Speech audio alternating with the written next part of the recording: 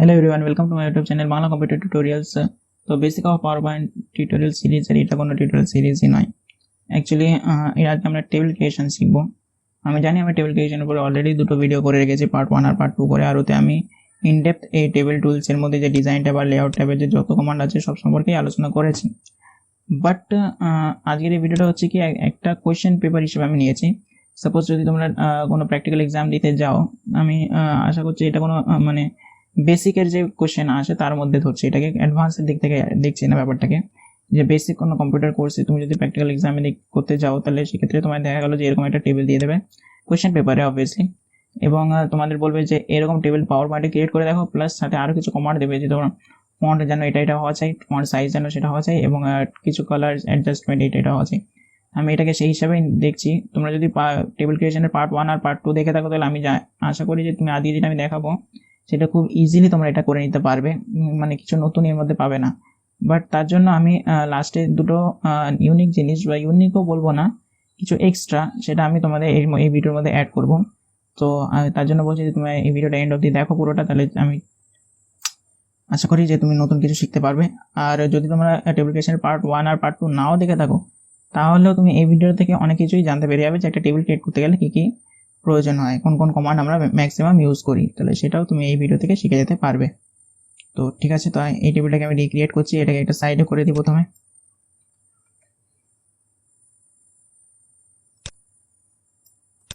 ওকে, তো আমাদের যে কোনো যদি কোশ্চেন পেপারে এরকম কোনো টেবিল দিয়ে থাকে, তো সব থেকে বেস্ট হয় যে তুমি রো আর কলামটাকে আগে থেকে কাউন্ট করে নাও যে তোমার কটা রো আর কলামের প্রয়োজন পড়বে। তাই এখানে দেখতে পাচ্ছ 5টা রো, 6টা 7টা রো এর প্রয়োজন, আর 1 2 3 4টে কলমের প্রয়োজন।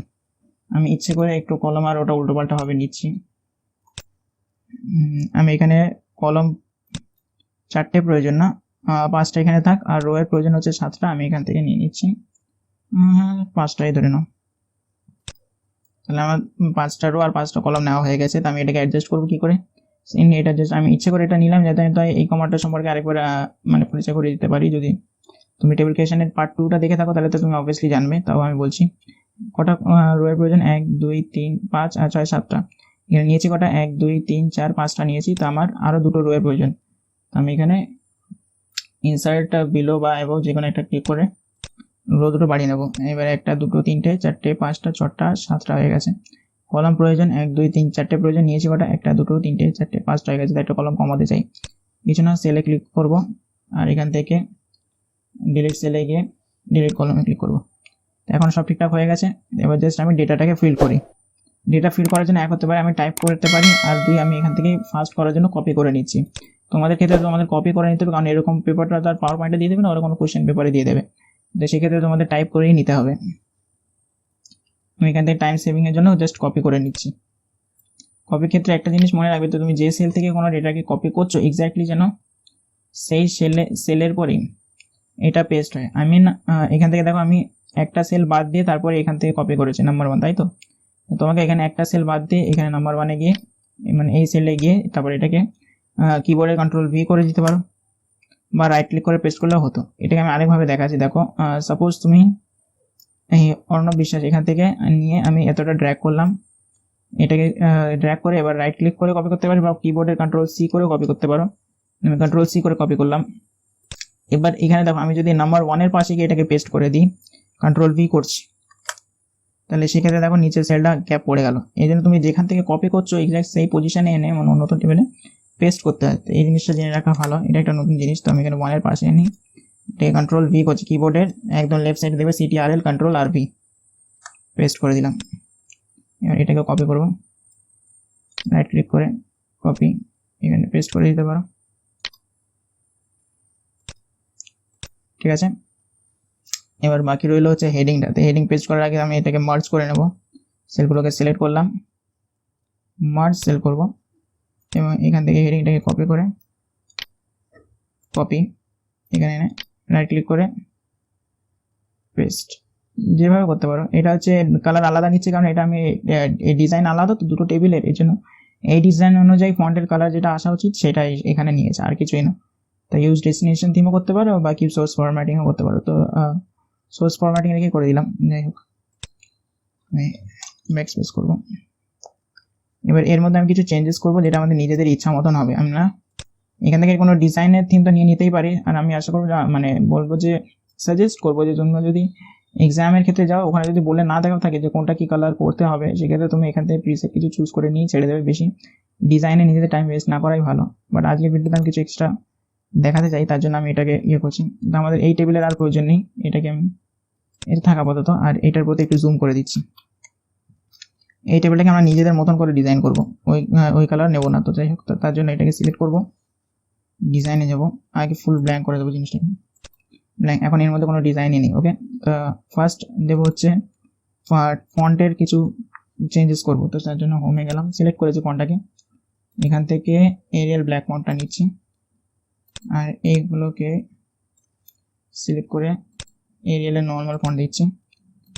সব টেক্সটকে সিলেক্ট করে লেআউটে গিয়ে এটাকে লেআউটে অ্যালাইন সেন্টার, আর এখানে মিডল করে দেবো। হেডিংয়ের যে ফন্টগুলোকে এটাকে একটু বড় করবো, হোমে গিয়ে ইউজুয়াল ফন্টের থেকে বড় রাখবো, 20 রাখলাম। আর এইগুলো কত রয়েছে, এগুলোকে একটু ছোট করে দেবো। ওকে, এখানে দেখতে পাচ্ছ যে এটা এই সেন্টেন্সটা এখানে মানে ওয়ার্ডটা এখানে ফিট করেনি, এই জন্য ইএসটা নিচে চলে এসেছে। এটা করতে পারো, এটাকে ধরে ড্র্যাগ করতে পারো, অথবা এই মাউস পয়েন্টারটা ভালো করে এটা যখন এরকম হয়ে যাবে ডবল ক্লিক করলে অ্যাডজাস্ট হয়ে যাবে। ঠিক আছে, সেটাও করে নিতে পারো তোমার উপরে। আর অ্যানুয়াল যে লেখাটাকে এটা আরেকটু বড় করবো, হোম সাইড নিয়ে 18 রয়েছে, এটা আগে সিলেক্ট করে নিতে হবে। আচ্ছা, এবার হচ্ছে আমি নিজেদের মধ্যে কিছু কালার অ্যাডজাস্টমেন্ট করতে পারি। তো তার জন্য আমি প্রথমে সেলটাকে সিলেক্ট করলাম, ডিজাইনে যাব, কালার এই কালারটা দিচ্ছি, আর পরবর্তী সেলগুলোর জন্য একটা কালার এই কালারটা দিচ্ছি, এবং একটা বর্ডার অ্যাড করবো। সেটা হচ্ছে তোমরা বর্ডার না করলেও এটা ভালোই লাগছে, বাট চাইলে আমি বর্ডার অ্যাড করছি। তার জন্য বর্ডারের সাইজটা দেখে নিও যে 1 ppt আর হোয়াইট কালারের আছে নাকি। আমি হোয়াইট কালার দেবো, ইউজুয়ালি ব্ল্যাক থাকে। হোয়াইট দিয়ে আমি বর্ডারে যাব,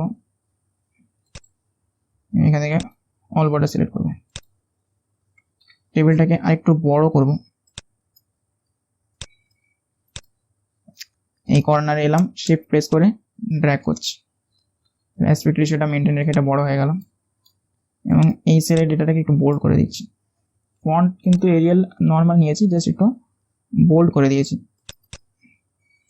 এটা যে সেকেন্ড হেডিং যাতে বোঝা যায়। এটাকে আরেকটু বড় করব। ওকে, তোমরা ফন্ট সাইজ দেখে নিতে পারো, আলাদা আলাদা আছে। ঠিক আছে, তা এটা হচ্ছে আপাতত বেসিক টেবিল ডিজাইনিং হয়ে গেছে। এছাড়া আর কি করতে পারো হচ্ছে এটাকে ফুল স্ক্রিন করে একবার দেখছি। ব্যাকগ্রাউন্ড কালার কিছু দিয়ে দিতে পারো, তার জন্য ডিজাইনে যাব। এক হচ্ছে বেস্ট হয় এখান থেকে থিম চুজ করে নাও, যে থিম তোমার পছন্দের, সেই থিমের সাথে যদি এটা অ্যাডজাস্ট হয়ে যায় তো খুবই ভালো। বা তুমি যদি এটাকে বেসিক টেবিল ক্রিয়েট করো, তুমি থিম চুজ করে নিতে পারো যে কোন থিমে রাখতে চাইছো, সম্পূর্ণ তোমার উপরে।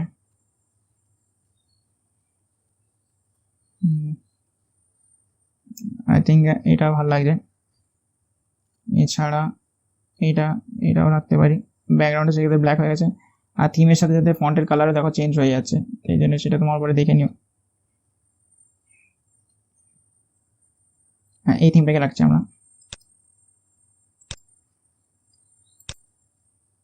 দেখো, থিমের এখান থেকে বর্ডার কালারও চেঞ্জ করা যায়, যে এখান থেকে কালার চেঞ্জ করে নিতে পারো। আপাতত যেটা আছে এটাই থাক, বেশি চেঞ্জেস করবো না। এরপর একটা বোনাস আমি আরেকটা যেটা আমি বলতে চাচ্ছিলাম, সেটা হচ্ছে এখন অবধি তোমাদের টেবিল পুরো ক্রিয়েট হয়ে গেছে, যা যা প্রয়োজন আমরা সবই করেছি একটা টেবিল ক্রিয়েট করার জন্য, তাই তো? ইন কেস মনে করো আমার এখানে আরেকটা এক্সট্রা সেলের প্রয়োজন, ঠিক আছে? তো এবার আমি তার জন্য আমি কি করব, তোমরা যদি টেবিল ক্রিয়েশন পার্ট 1 2 দেখে থাকো, বা এতক্ষণে নিজস্ব আইডিয়া পেয়ে যাবে যে কী করে করতে পারি। যদি না পারো তাহলে আমি দেখাচ্ছি।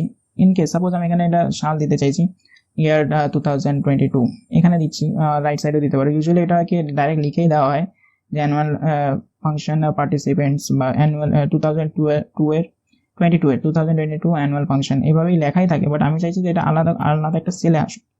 তো তার জন্য আমরা কি করতে পারি, তার ফার্স্ট হচ্ছে আমি এই লেখাটাকে আমরা কপি করব, মানে কাট করে নেবো, কন্ট্রোল এক্স এ কাট করে নেওয়ার পরে আমরা সেলের সংখ্যা বাড়াবো, যেটাকে আমরা ইউজুয়ালি করে থাকি। সেটাই আমি প্রসেসটা দেখাচ্ছি, যে স্প্লিট সেল করব। তো কটা সেল করব, 1 2 3 4, চারটে কলাম ক্রিয়েট করব।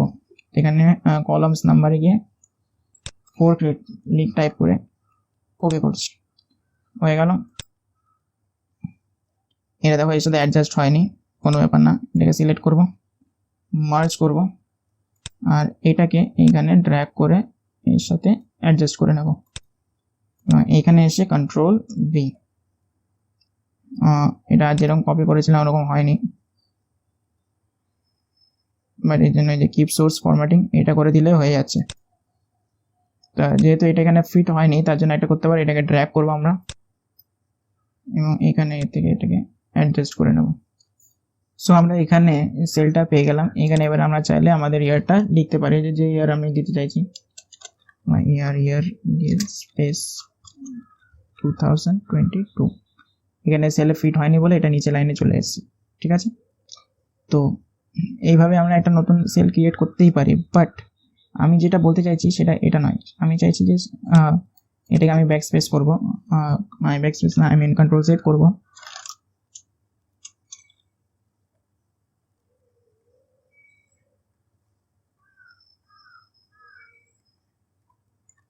ওকে।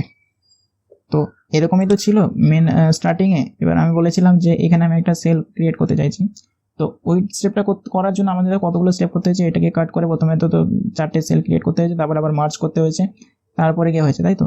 আমি মার্জ, তার জন্য স্প্লিট মার্জ অনেক কমান্ড ইউজ করতে হয়েছে। সেটাকে আমি আরও ইজিলি করতে পারি। সেটা কি করে, যে প্রথমে এটাকে কাট করে নাও, কন্ট্রোল এ করে, কন্ট্রোল এ না, মানে এটাকে ড্র্যাগ করো, কন্ট্রোল এক্স করে কাট করে নাও, কাট করে নিয়েছে। এবার চাইছো যে এইখানে জাস্ট একটা সেল ক্রিয়েট হোক, আর কিছু না। তো তার জন্য এখানে ড্র টেবিলে ক্রিয়েট করে একটু জুম করে নেবে এবং এইখানে একটা সেল ড্র করে নাও, দেখো, এবং এটাকে আবার ক্লিক করলে তোমার পেন্সিলটা চলে যাবে, হয়ে গেল তোমার সেল ক্রিয়েট। এবার তুমি এখানে প্রেস করে কন্ট্রোল ভি করে দাও, হয়ে গেল।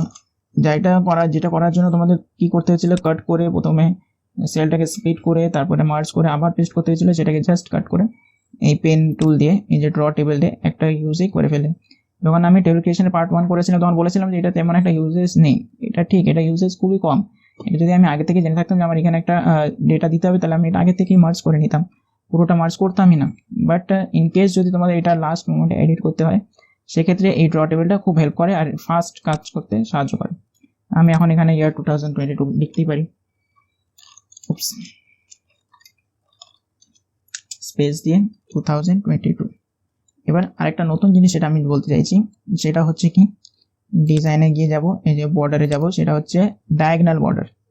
তো ডায়াগনাল বর্ডার ইউজ করার ক্ষেত্রে আমি বলেছিলাম যে এটার ইউজেস তো আছে, বাট খুব কম। আর আমি যখন টিউটোরিয়াল শেখাচ্ছিলাম ডিজাইন লেআউটে, তখন আমি ওটার কোনো প্র্যাকটিক্যাল ইউজেস দেখাইনি। তো এই ক্ষেত্রে দেখো আমি কোনো একটা ডায়াগনাল বর্ডার কী করে দেবো আর এটা কীরকম দিতে হয়, কী করে ইউজ করতে হয়। তো এখানে ইয়ার 2022টা যেহেতু আমার এক লাইনের মধ্যে ধরেনি, এর জন্য এটা সেকেন্ড লাইনে চলে এসে, যেরকম এই অ্যানুয়াল ফাংশন পার্টিসিপেন্টসের যে সেন্টেন্সটা ধরেনি বলে এটা পরের লাইনে চলে এসে।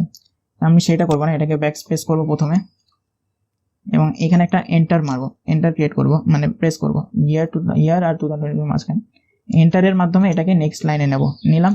এবার এটাকে ইয়ারের এখানে মাউসটাকে নিয়ে গিয়ে লেআউটে গিয়ে এটাকে লেফট অ্যালাইন করবো আর এইখানে 2022টাকে রাইট অ্যালাইন করবো। এটা যদি আমি এন্টার প্রেস না করতাম তাহলে কাজ করতো না, তাহলে যদি এন্টার না প্রেস করতাম তাহলে সেক্ষেত্রে যেটাকে লেফট অ্যালাইন করতাম না, দুটো শুদ্ধ লেফট আর দুটো শুদ্ধ রাইট হয়ে যেত।